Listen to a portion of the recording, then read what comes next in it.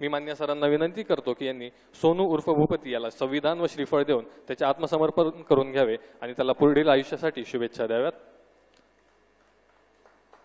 सोनू उर्फ भूपती हा आपल्या AK-47 रायफलसह मान्य मुख्यमंत्री सरांसमोर आत्मसमर्पण करीत आहे। हा मागील 40 वर्षांपासून माओवादी संघटनेमध्ये कार्यरत होता। महाराष्ट्र शासनाच्या एकूण 60 लाख बक्षिसासह सर्व राज्यांमध्ये मिळून भूपती उर्फ सोनू याच्यावर एकूण 5.5 कोटी रुपयांपेक्षा अधिक बक्षीस जाहीर केले होते। आत्मसमर्पणानंतर पुनर्वसनासाठी केंद्र व राज्य शासनाकडून याला एकूण 25 लाख रुपये बक्षीस म्हणून मिळणार आहेत। तसेच दिनांक 1 जानेवारी 2025 रोजी भूपती उर्फ सोनू याची पत्नी DKZCM तारक्का सीडाम हिने मान्य मुख्यमंत्री तथा गृहमंत्री महाराष्ट्र राज्य श्री देवेंद्र फडणवीस सर यांच्या समोर आत्मसमर्पण केलेले होते। मान्य मुख्यमंत्री तथा गृहमंत्री महाराष्ट्र राज्य श्री देवेंद्र फडणवीस सर यांच्या प्रयत्नांमुळेच इतक्या मोठ्या प्रमाणावर मार्ग भरकटलेले माओवादी सदस्य आत्मसमर्पण करून ते लोकशाहीच्या मुख्य प्रवाहामध्ये सामील होत आहेत।